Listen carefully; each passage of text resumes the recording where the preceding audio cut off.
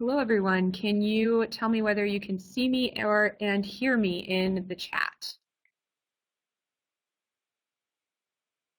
Excellent. It is 1 p.m. Eastern. We're going to go ahead and wait just a moment longer in order to gather anybody else who is going to be joining us. So I will come back on in about 2 minutes and we'll get started.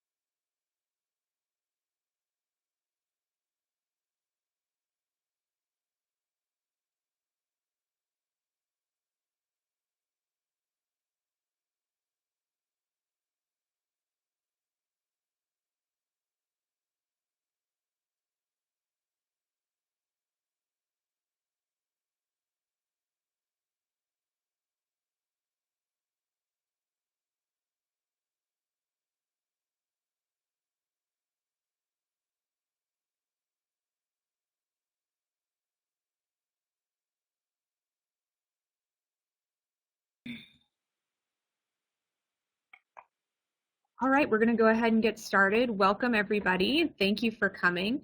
It looks like everybody's filled out our poll, and so it looks like the majority of folks are from Canada, which is great because this is going to be a Canada-facing webinar. Although if you are not from Canada, that's fine. Stay tuned because most of the information we're going to give is going to be relevant for folks who live in other countries. So first off, welcome, and I'll just give you a little background information. Education USA is a state-run organization, and there are over 400 Education USA centers in 173 countries across the world with over 500 advisors. The Education USA Canada Center is located in Ottawa, and we have one advisor, and that advisor is me.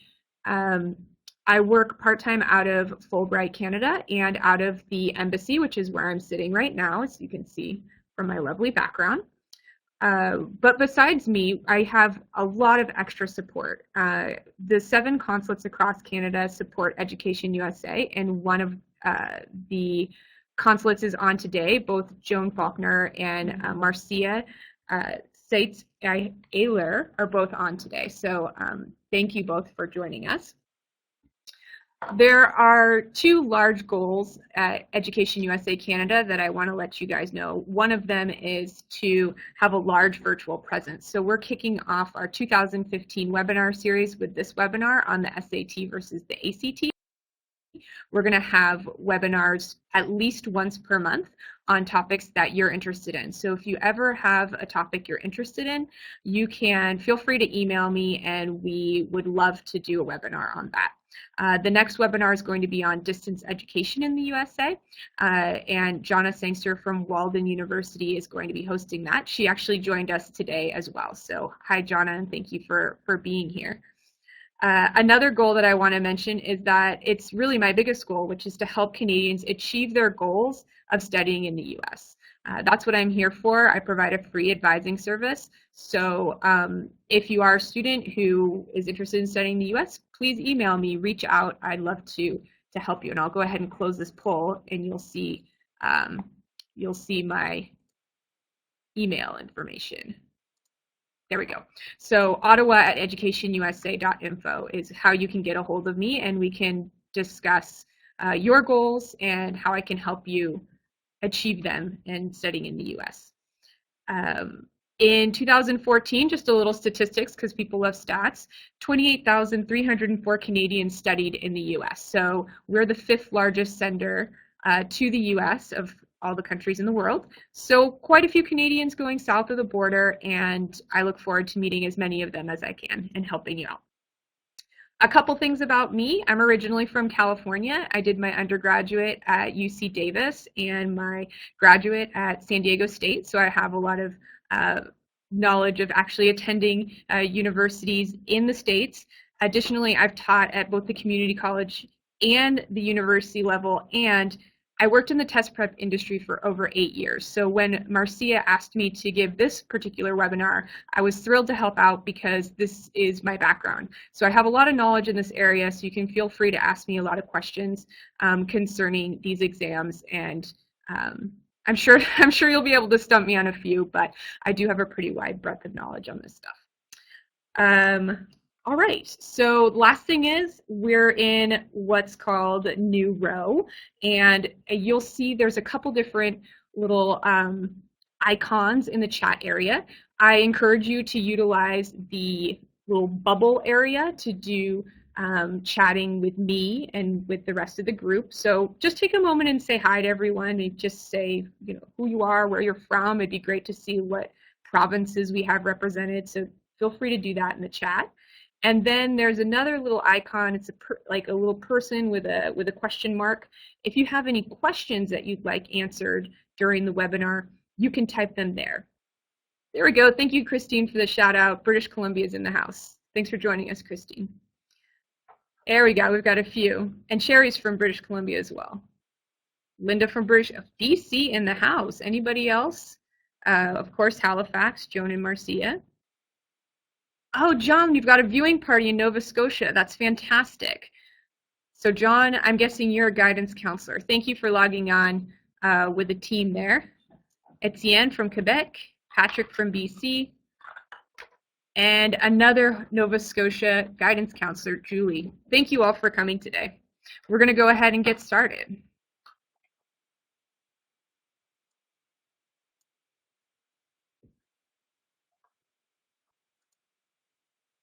Oops, took you right to the end. So we also have quite a few people logged on today who are supporting us, and these sorts of webinars wouldn't happen if there wasn't support. So thank you so much. At the embassy, I've actually got some IT guys right over my shoulder who are working really hard, so thank you. Thank you, Mike, and thank you, other gentlemen from IT who's working very, very hard. And I've also got Allison Nebraska and Ariane Gee here. From Fulbright Canada, Michelle Phillips is on. From Education USA Zacatecas, all the way from Mexico, we got Ashley Kopf in the house who can help out with any Education USA specific questions. And I have two interns, Katie and Amanda, who both currently go to university in the States, who can help you out as well. Katie goes to Wellesley and Amanda goes to Truman State in Missouri. So thank you both for being here. All right. So here's what we're going to do today. I'm going to talk to you about the structure of the ACT. I'm going to talk to you about the structure of the SAT. And then we'll briefly talk about the changes that are happening in the SAT 2016. I know that there's always a lot of questions about that, and it's always kind of scary when there's change, so it's important to talk about that. We'll talk about what test you might choose to take, either the SAT or the ACT. And then I'll briefly touch on some of the other tests that you may have heard of. the SAT subject test, the PSAT, and the plan. And lastly, we'll talk about a study schedule, and I'll leave a little bit of time for questions at the end. So we'll go ahead and dive into the ACT first. And I know that within this, there's a full screen option. Hopefully you guys can tap it. Hopefully these numbers are not too small for you to see. I am aware that some of the slides, the numbers are a little small. All of this information, that's another thing on the agenda, everything about the ACT came from actstudent.org. That's your new favorite website for the ACT. So you can grab stuff from there. All the SAT information comes from collegeboard.org. So again, please use that website for anything SAT related. So for the ACT structure, it is 5 sections long. The first section, it's always like this, it's always in the structure. The first section is always the English section. And it's always 45 minutes long and 75 questions. So a little bit of math for those of you who like math out there. About how many seconds per question do you have in the English section? Might need a calculator for this one, but that's okay. Calculators are allowed on both the ACT and the SAT. I'm sure you don't have your calculators right next to you, so I'll go ahead and answer it. 3 seconds. All right, it's about 36 seconds per question. So you have to move pretty fast in the English section. It's a lot of questions for the amount of time. So math section, this is a little bit easier on the math side. You've got 60 minutes and 60 questions. How many minutes per question do you have? I should see a lot of people jumping in the chat for this one.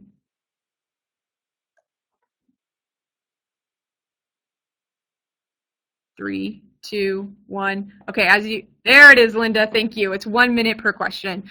And again, it's always going to look like that. For reading, I'd like you to notice 35 minutes for 40 questions. There's always going to be 4 passages. That's about 9 minutes per passage with 10 questions each. You have to move really fast in this section, which can be tough for some students because by the time you read the passage, you only have less than 30 seconds for each question.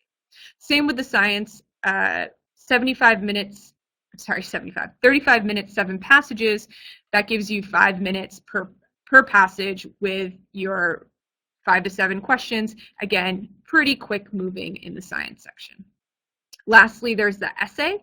It's 30 minutes long. It's optional, although some universities will tell you you don't need it. Some will tell you that you need it.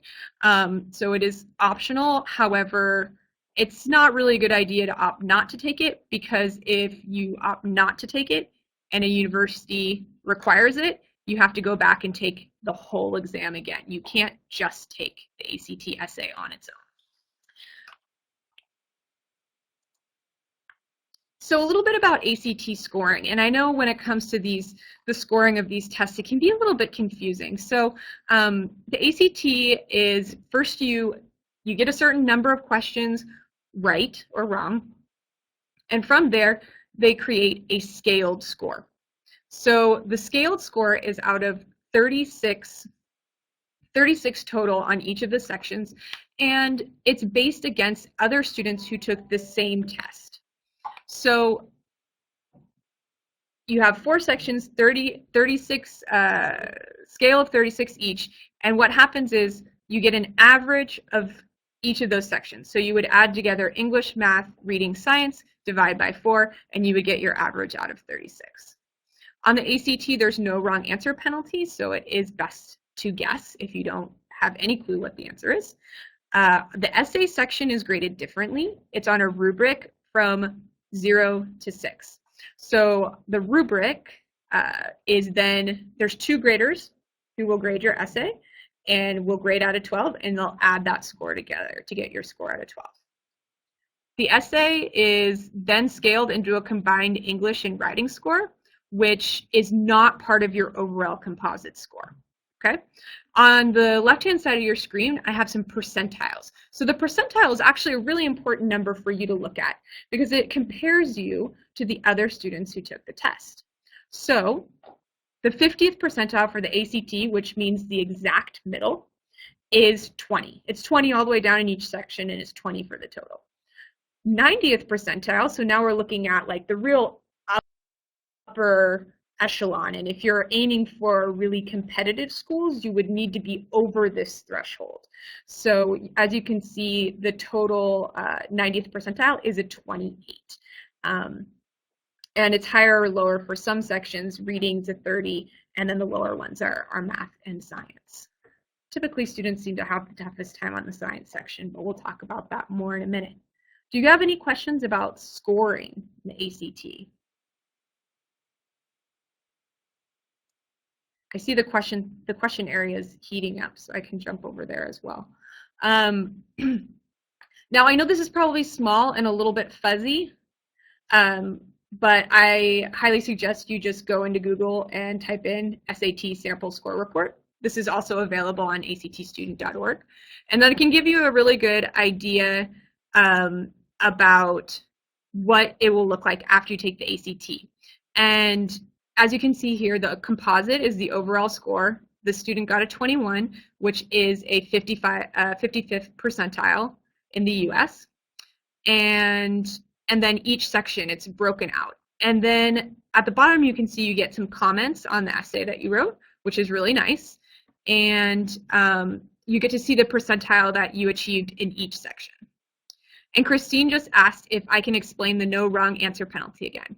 Yeah, so Christine, as you'll see when we talk about the SAT does have a wrong answer penalty. So if you're randomly guessing, you get penalized for that. You get points taken off. For the ACT, you don't get any points taken off. It's probably closer to like a regular high school class where most of your teachers don't give you negative points if you get things wrong. So what it means is you should guess. It's multiple choice. Pick a letter of the day, and I'm going to pick C and what's the letters like C and G every time all the way down, and that's it. Does that make sense?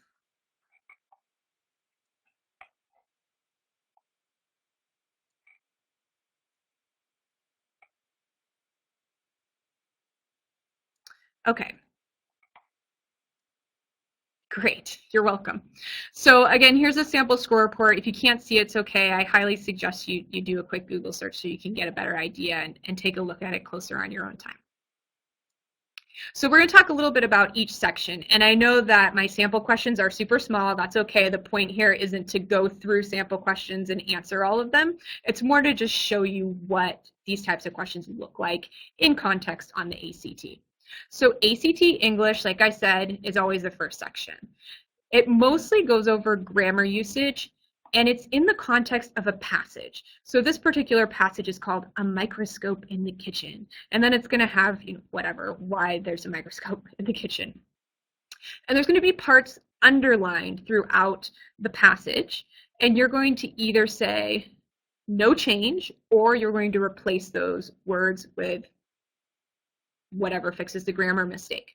So there's some light reading comprehension involved, and it's mostly noticing how words work in the passage, and you're being tested for things like subject-verb agreement and punctuation, like correct comma usage, things like that. The great thing about these English sections is there's only like a handful of things that are being tested. So I really suggest that you study for this because you can make sure that you get really good at noticing subject-verb agreement and being able to deploy it in the ACT English section. For the math section, it mostly tests algebra and geometry, and there's always only 4 trigonometry questions. If you haven't taken trig, don't freak out. It's a very small portion of the overall 60 questions. And what I would suggest is instead of spending hours and hours studying trig, is to just skip the trig questions, well, guess on them, like I said earlier, and spend your time on the math that you know and understand. You would rather get all 56 of the other questions right than spend all your study time on a topic that you're very unfamiliar with. That doesn't come up very often. There are some word problems in the ACT math, but overall it's more straightforward than SAT math. The question I've included here is a really great example. What is the greatest common factor of 42, 126, and 210? If anybody really likes math, feel free to put in the answer. The interesting thing here is it's really asking you about vocabulary. This question overall is not very difficult, but it is if you don't know what a greatest common factor is. So ACT math, you need to make sure that you're understanding your math definitions and how to utilize them properly. Sometimes there are multiple steps to the problem, so make sure not to get lost in them. Oh wait, I didn't get any answers. The answer was K. 42 is the greatest common factor. And whenever you're doing greatest common anything and you're in a multiple choice test, this is just like a tip for the pros, always start with the biggest answer in the multiple choice. Here it was 42. You should see if that works with all of them. It does. It's the right answer. That's just a quick pro tip. ACT reading, always the third section, and like I said, it's blazing fast. So this one I know can be a little bit on the tough side for folks who have trouble reading quickly. There's the 4 passages always have 10 questions each, and they're always in the same order: prose fiction, social science, humanities, natural science. So a really important tip for this is you don't have to do them in the order they're presented. I've met a lot of students who get trapped in prose fiction because sometimes, for a lot of students, it's the hardest because it's about characters and there's always like 10 characters and they have all these emotions and it's like, what are, it's in Victorian England and it's very complicated to figure out. Well, skip ahead, go to the social sciences, go to the, if you really like biology and you're more of a natural science person, skip all the way to the end, and that's totally fine. You don't want to do it in order and miss out on getting the points you deserve on the section you would have done the best at. I know that paragraph is really, really small, so I'm not gonna go over it, but that's basically, you have one fairly long passage, it's about 10 paragraphs long, and then you'll have 10 questions, multiple choice questions that look like this. Next is the science section. Interesting thing about science, you don't actually have to know anything about science to do well in this section. And I know actually sometimes people who are really good at science do poorly on this section. The reason for that being is this is a data analysis section.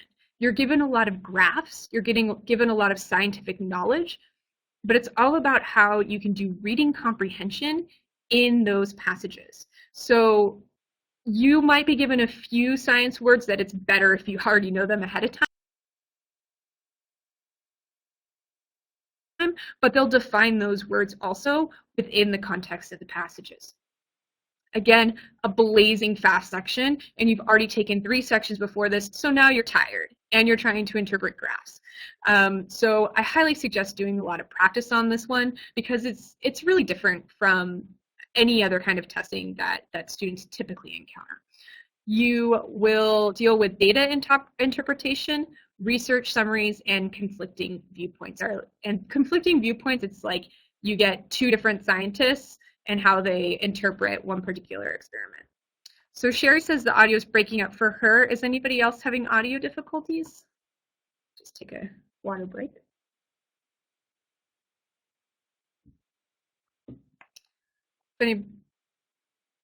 Okay.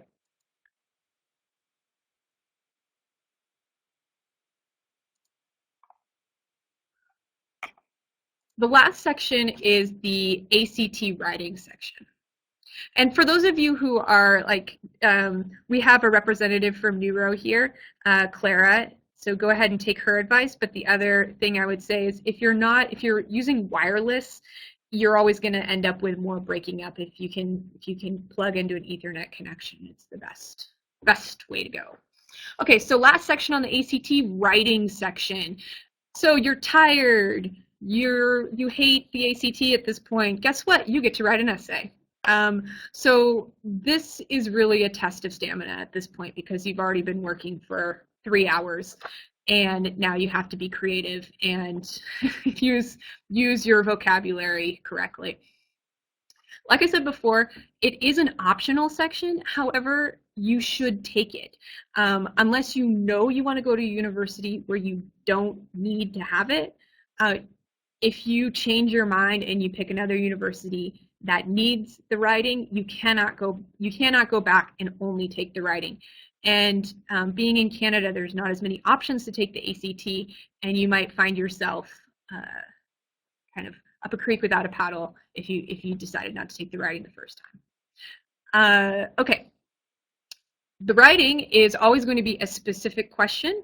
It's always going to be something relevant to a high school student. And the example here, you'll get a paragraph, and then at the end of the paragraph where it gives you like 2 different ideas, it'll give you a question. And so this question, and I picked it specifically because I thought it'd be of interest to Canadians. In your opinion, should high school be extended to 5 years? So this is a really interesting question, and you can take either side. In your thesis, you need to make sure you're clear on which side you're picking. Yes, it should, or no, it should not. Obviously, use better vocabulary than that, but you need to answer which side it is. And I know that some schools in Canada used to be 5 years, so you can speak from experience for that particular question. I also think this is an interesting question for Quebec students, given that they have CEGEP, and that might be a personal experience that you can bring in when writing this essay. Make sure your examples are specific and support your thesis, but you do need to have a counter argument. A counter argument means you have to address the other side, but basically at the end say why your side is better than that side. Okay. Any questions about the 5 different sections for the ACT?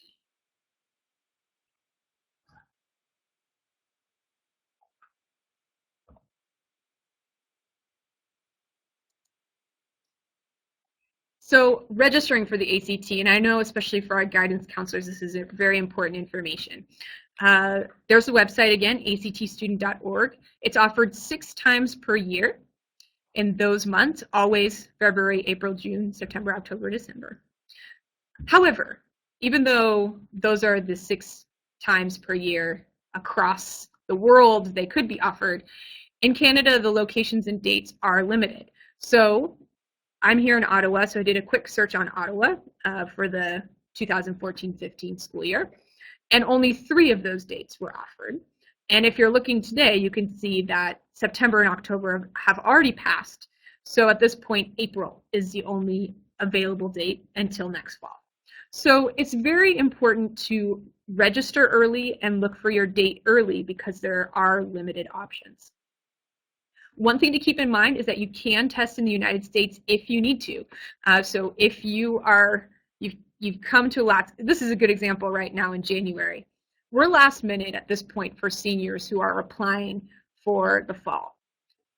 Most schools will take the February ACT. Well, that's coming up in just a month now. I guarantee you'll be very stretched to find anywhere in Canada that has availability. And also, New York does not test in February, so Ontarians, it would also be difficult to drive over the border right to New York. But see if you do need to take that test if any of the nearby US states, if there's a high school that's only a few hours away that's offering the exam, you are allowed to do that.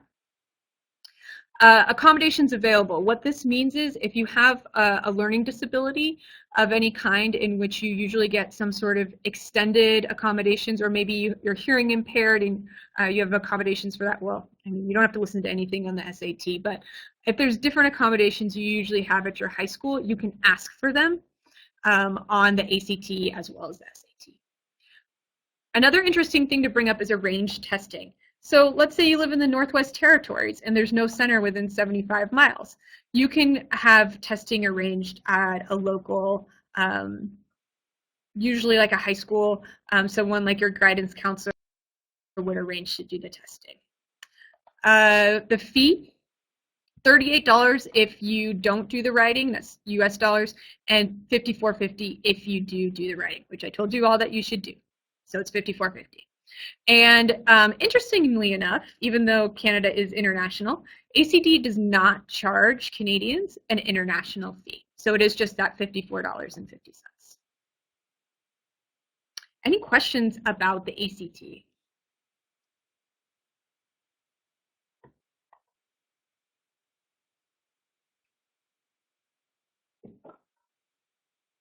All right, well, let's move on to the S.a.t. then. So the S.a.t, while it tests a lot of the same kinds of information as the A.c.t, it is structured quite a bit differently. So the information you're going to receive here is actually going to look quite a bit different than what we just went over. First of all, the S.a.t is 10 sections, and it basically has three main components: a writing component, a math component, and a reading component. And you don't really know when you're going to see each component of the test in sections 2 through 9. It has less predictability than the A.c.t. Also, for you math whizzes out there, I said there's 3 components in 10 sections. Where is it's not adding up? Well, the S.a.t gives you something called this experimental or unscored section. It feels kind of cruel for high school students that, yes, you do have to spend 25 minutes of your life doing something that does not add up for your score. My best advice is feel sad now for about 5 seconds, and then you got to get over it, because you just have to do that section like it's a scored section. You won't know which section it is during the test, so you can't dwell on it. You just have to pretend it doesn't exist and take every section with the same veracity. So the sections you do know that will always be the same is section 1, the writing section. It's always the essay. It's always the first thing you encounter in the S.a.t. I think this is a bit kinder than the A.c.t. It's nice to get it over with. And then section 10 will also always be a writing section. It's always 10 minutes, and it's always 14 multiple choice writing questions. The other ones are going to be kind of a mashup.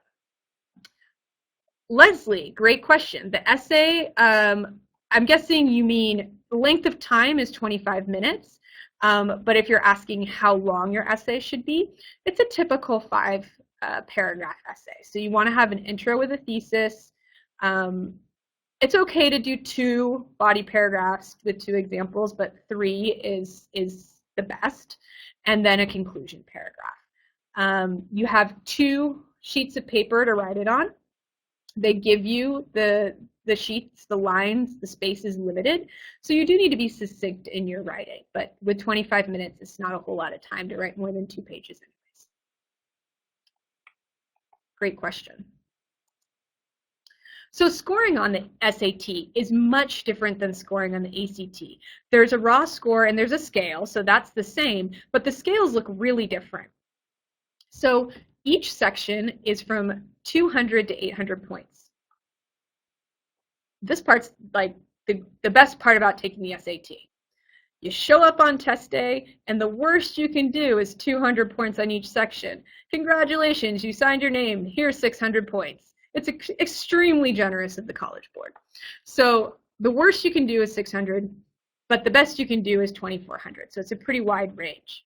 And one thing I always ask people to keep in mind when it comes to scoring is it's very different than your high school classes.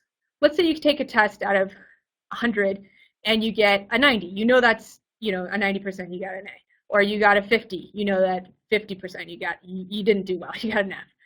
Well, on the S.a.t, there's no A, B, C, D, E, F, right?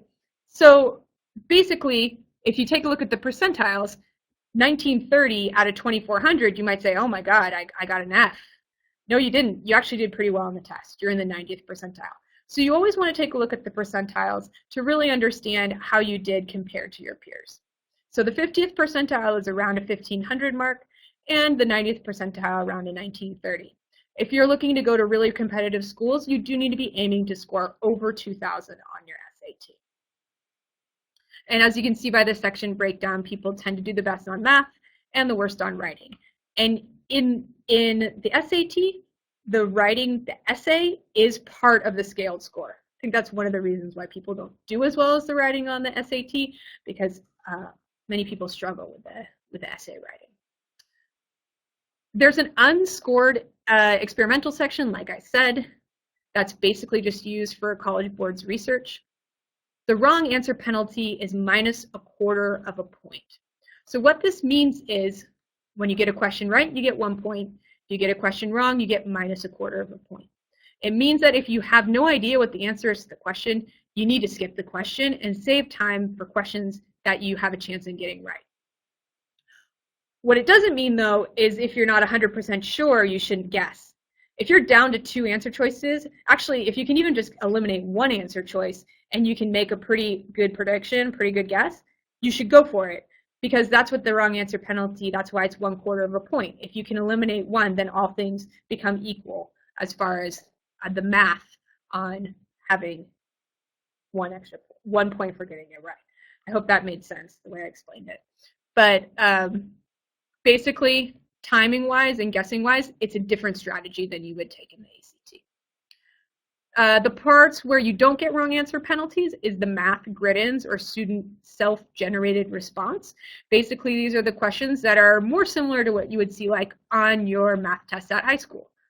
They're math questions, and you have to write in the answer and fill out bubbles as to what you got. You don't get a wrong answer for that, penalty for that, so you should guess on those if you don't know the answer. And the essay is scored the same as the ACT, 2 graders on a rubric from 0 to 6. There are 2 scores added together. What questions do you have about SAT scoring?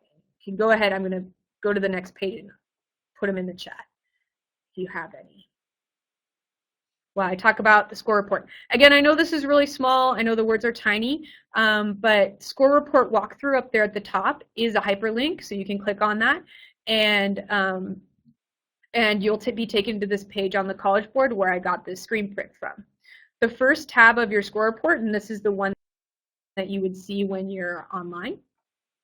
The first tab is your summary. In your summary tab, you'll see your percentiles that you got on each of the sections. Excuse me, including your overall percentile. And then you'll see breakdowns for each of the 3 sections, critical reading, math, and writing. Right here we're on the critical reading tab. The student got a 730 in critical reading. That's a pretty good score. Good job, sample student. And you'll get a breakdown of how you did on each of the different kinds of questions, and easy, medium difficulty, and difficult difficulty. So you'll get a good idea of how you did overall on each type of question. If you pay a little extra money, you can also get a copy of your essay back and comments from the graders. You do not automatically get comments and detailed analysis of your report. You can pay extra money for that information from the SAT. So let's jump into each of the sections and what they entail. So SAT math, you're always going to see 2 25-minute sections and 1 20-minute section. One of those sections is going to be all multiple choice, one of those sections is going to be multiple choice and the student-generated response or grid-ins, and then the 20-minute section is always going to have a little bit of data analysis in there, something similar to what you would see in that science section, but on a simpler level. It's not going to be that complicated. Usually deal with graphs though. So SAT math is always going to be 44 multiple choice and 10 grid-ins over those 3 sections. The highest level of math you will see is geometry. So the level of math on the SAT is not as hard as the level on the ACT. However, the SAT uses a lot of word problems and asks you for a lot of critical thinking skills. And so you'll see questions similar to the one I have below, which is one of the SAT's favorite kind of questions, where they take something and they discount it percent. And so what you've done here, what you do here when you do this problem is you have to do multiple steps and you have to do them correctly. And when you look at the math problem, when you just look at the math, it's just multiplication. It's not like seriously difficult math. The thing that gets hard is making sure that you're reading the question correctly and doing what's asked of you. So that's the part that you really have to work on with SAT math, is understanding the question and understanding how to do each of the steps correctly. The reading section, there's two different kinds of questions or question types that you'll see in reading.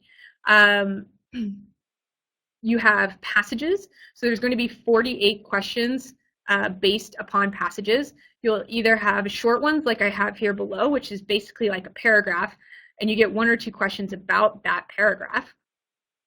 And then you get long passages, which are up to 800 words with up to 13 questions. And then you get paired passages, and these are the real doozies, and that's where you get 2 different people's opinions on the same subject, and you have to make sure that you are very good at keeping straight whose opinion is which opinion. The biggest, most important thing, and this is true for A.c.t as well, is to treat it like a puzzle and really just make a lot of notes. Make sure to stay engaged, because the number one thing that I hear from students is that the reading is so boring, but it is college level type topics. And so it's important that you're able to engage with them and answer critical thinking questions. So you'll get 2 25-minute sections and a 20-minute section, and all 3 of them will have both the passages in them, and then the second thing, which is actually always at the beginning of the section, it's sentence completions. So there's 19 sentence completions spread out among these 3 sections. These really test vocabulary. So for those of you out there who hate vocabulary and spelling tests, this might be a more difficult part of the critical reading. But my biggest tip here is do not go out and try to memorize thousands of vocabulary words. You will waste your time. It's much, much better to study root words so that you can use your Sherlock Holmes deduction to be able to figure out what some of those bigger, harder words are. And the SAT usually rewards students who can break up words and use roots in order to figure out what these more difficult words mean. If you notice, I have selected a Canadian-themed question here. And this is basically what they look like. There'll be a blank that you need to fill in. Canadian Lynn Johnson was named Cartoonist of the Year 1985, the first woman to be so blank. This is what we call basically looking for a definition here. And if you're able to see the answer choices, the answer to this one is indeed C, honored. All right, the writing section. So the writing section is 2 components, the essay, which is always the first section, as I mentioned, and then there's also multiple choice. So first, let's talk about the essay. The essay is actually really different than the A.c.t essay. It's always an abstract question. Okay, remember on the A.c.t, it's like, hey, you're a student, do you want dress codes at school? Or do you want more money to be given to sports or to arts? It's always questions like that. But for the SAT, it's always something super abstract, like about goals or hope or any of these numerous kind of feeling words. So if you can see this question, the question is envy necessarily a bad thing? Okay, this is an extremely abstract question. So can anybody think of any examples in pop culture, the news, books, movies, something where envy is a theme? And this is how you should go about writing your essay, is start with, think of something where envy was the theme, and think of how you can use it to answer this question. Anybody have, it could be anything. And this is part of the hard part of an SAT writing prompt, is that because it's anything, sometimes it can be hard to think of examples.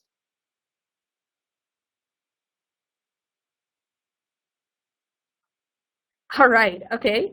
Ariane, thank you for that. Fitness industry looking your best. So my question to you is, would you think that supports that envy is a bad thing or maybe a good thing? Which side would you support with that? Probably a bad thing. Okay, good.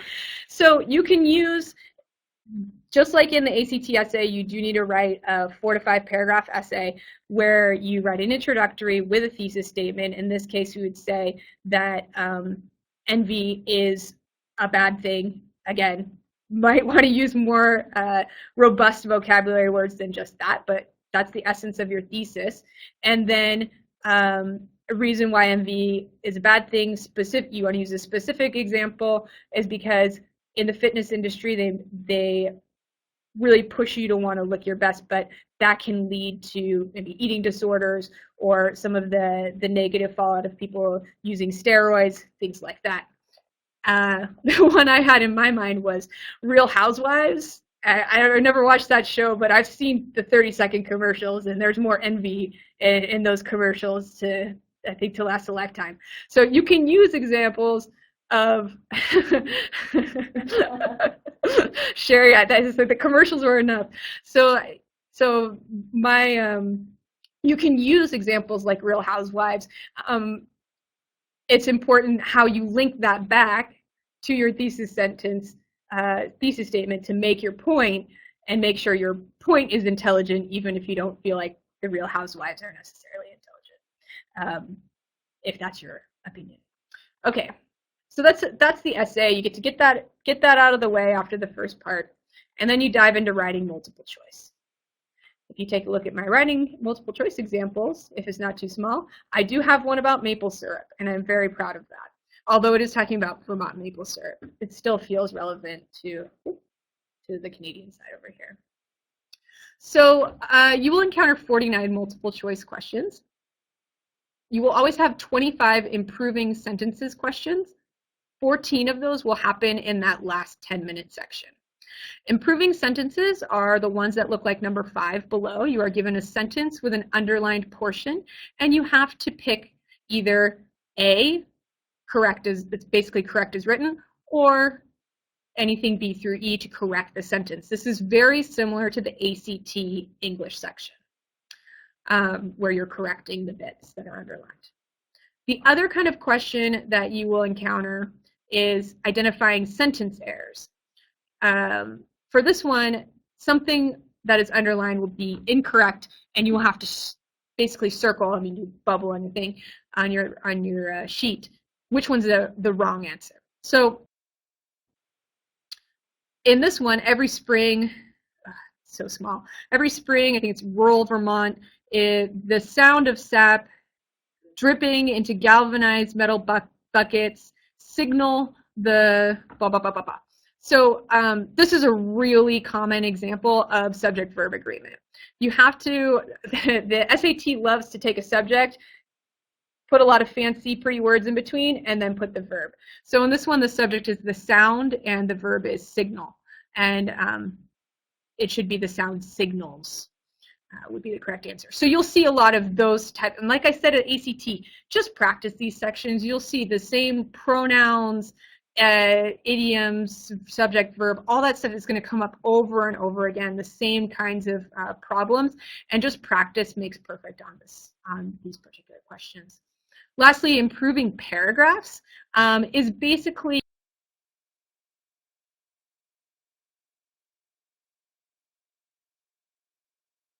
it's like light reading comprehension, where you have to improve stuff within a paragraph, really similar to the ACT on that one, and you only get 6.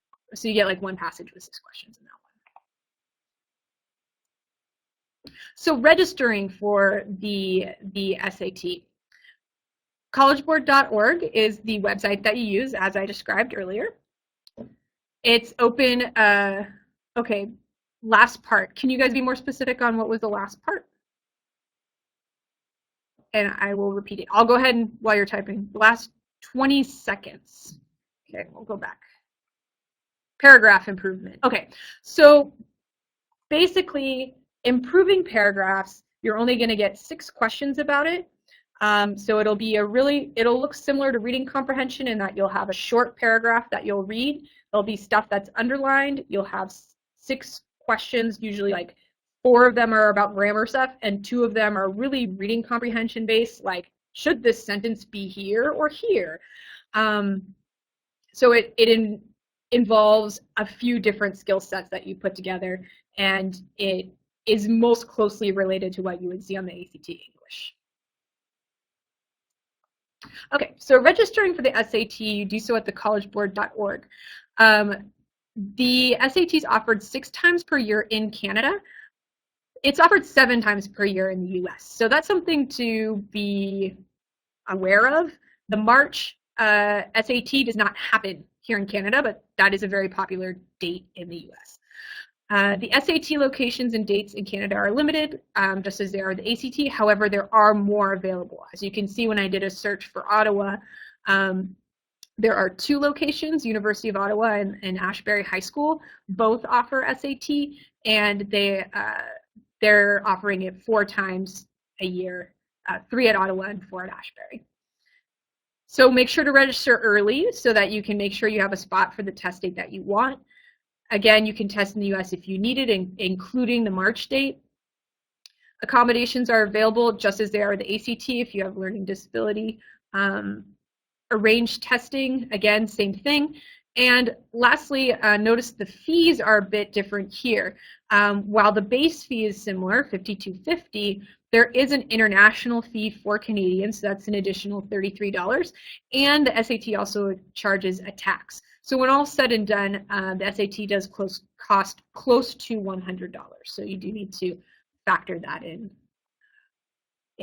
When you look on the site, it might look like it's just $52.50, but you've got to factor those other 2 pieces.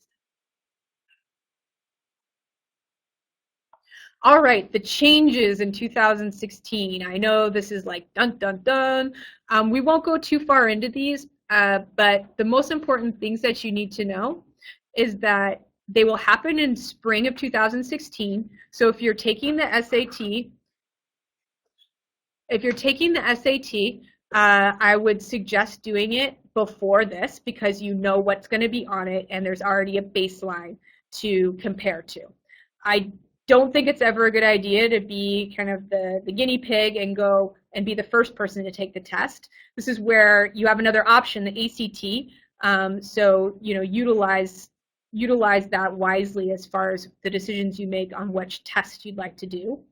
So this mostly is going to affect the class of 2017, the current grade 7 and grade 10 and beyond.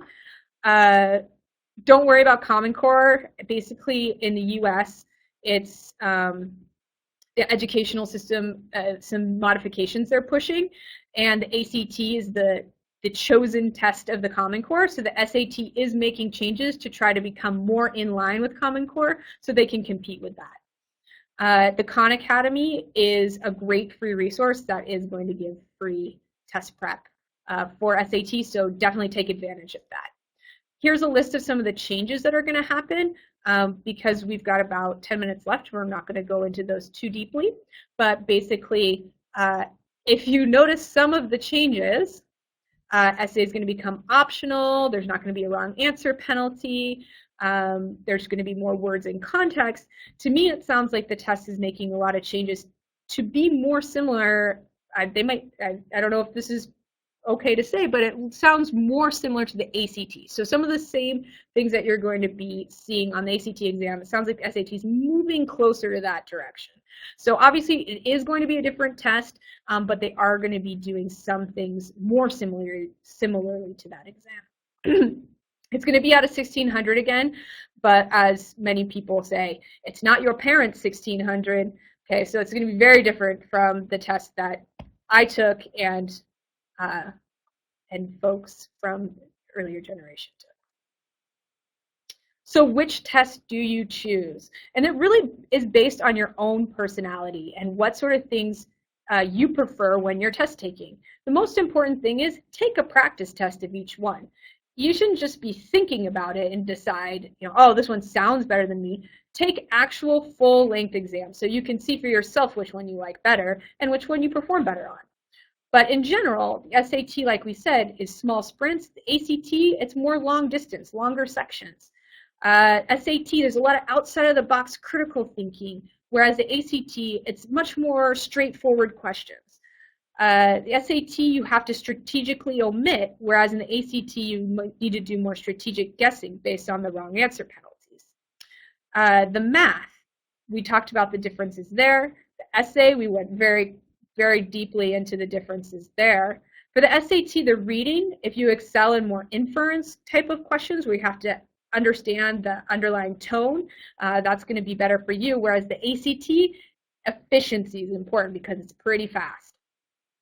The SAT tests vocabulary, the ACT does not. The ACT tests science interpretation, the SAT does not. So if you're a more verbal person, SAT might be better for you, whereas if you're more math science based, ACT might be better. And lastly, the SAT offers more test dates and locations in Canada, whereas the ACT is less expensive. So those are other logistical things to consider. So the subject tests. Many colleges will ask you to take and submit subject tests. So it's very important to keep these top of mind because these are on the exact same test days as the SAT exam. So you really need to plan ahead. And Linda, great question. The answer is no. Universities do not prefer one test over the other. It is completely up to you. In the past, some did, but at this point, SAT and ACT are equal. That's a great question. So for SAT subjects tests, you've got to plan ahead on these because if you're taking the January SAT, you cannot also take the January SAT subject test. They are offered on the same day at the same time. So you do need a plan. They're 1 hour long. Most universities require 1 or 2 of them. You can choose which one you want to take unless if you're going to do engineering, for example, you really do need to do math and science. Otherwise, choose whatever subjects you excel at. They are different from AP exams. You don't get college credit for these. It's basically to test your high school level subject knowledge. And they are only used as an entrance exam.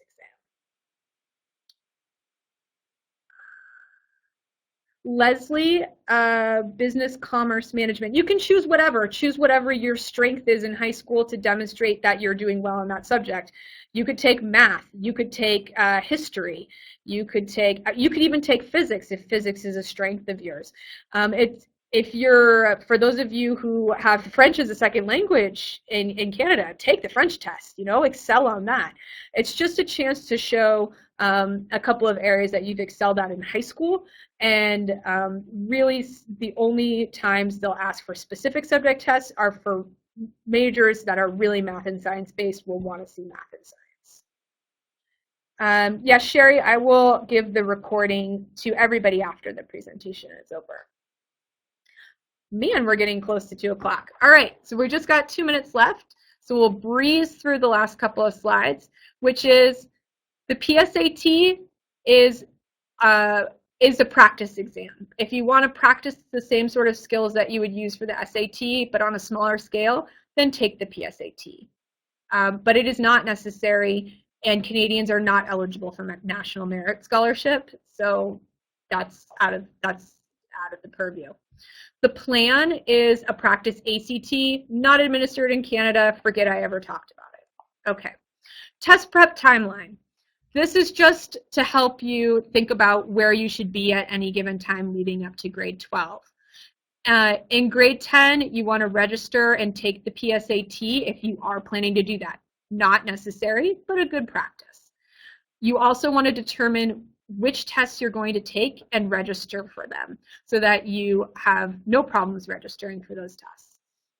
Grade 11, make sure you've registered, and also for SAT2s if you need to take them. And then plan 3 months out, plan to study up for those tests.